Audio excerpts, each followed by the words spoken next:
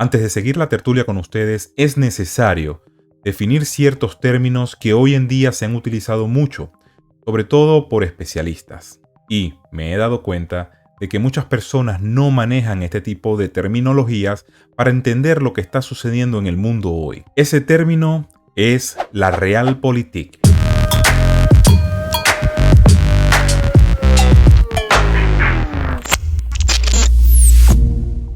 La Realpolitik es un enfoque de la política, la diplomacia y las relaciones exteriores que se esfuerza por no ser ideológico. Es el dilema de un estadista. ¿Cómo hacer para saber qué es lo mejor para el interés nacional sin obsesionarse por esos detalles de diplomacia o por saber si lo que estás haciendo cae bien dentro del sentimiento popular? Este término también se utiliza para denominar el comportamiento de un Estado y los medios que éste mismo utiliza para aumentar su poder, bien sea territorial, bien sea económico o simplemente político. Pero muchas veces la Realpolitik se puede tornar un tanto maquiavélica porque puede ser coercitiva y amoral. Pero hay otro concepto que merece ser mencionado y ese es el pragmatismo.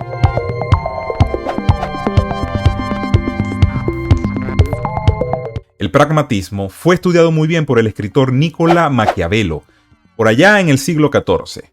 En su obra El Príncipe, él propone separar la moral y el Estado. Básicamente lo que nos estaba diciendo era, el fin justifica los medios. Pero el término fue finalmente estudiado a profundidad por el escritor y filósofo Ludwig von Rousseau, donde básicamente lo que hizo este escritor fue estudiar la figura de Metternich, que fue el arquitecto que diseñó el Parlamento austríaco. Básicamente una persona pragmática es aquella que a través de sus acciones, sin importar la ideología, quiere lograr sus objetivos.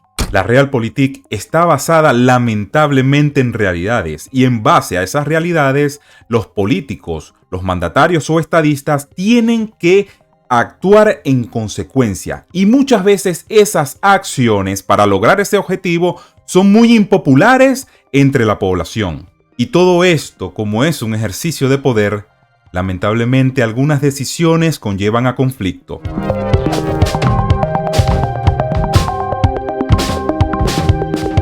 Tal es el caso, por ejemplo, de Estados Unidos, que siendo un país capitalista, decida abrir su puente comercial con China, que es netamente comunista. Esto sucedió por allá en los años 70. Y remontándose a esa época, los años 70, recordemos que en Estados Unidos estaba muy marcada la propaganda anticomunista, lo que hizo que este tipo de decisiones lamentablemente fueran muy impopular, pero a largo plazo generaría beneficios para la población, entendiéndose así de que más adelante la población entendería que una relación comercial con un país comunista era más que beneficiosa.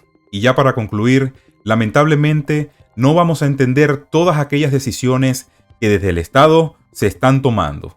Solamente nos quedaría esperar y ver si con el tiempo estas decisiones tomadas por estos mandatarios o estadistas han sido beneficiosas para la nación, ya que generalmente siempre son objetivos que se logran a largo plazo.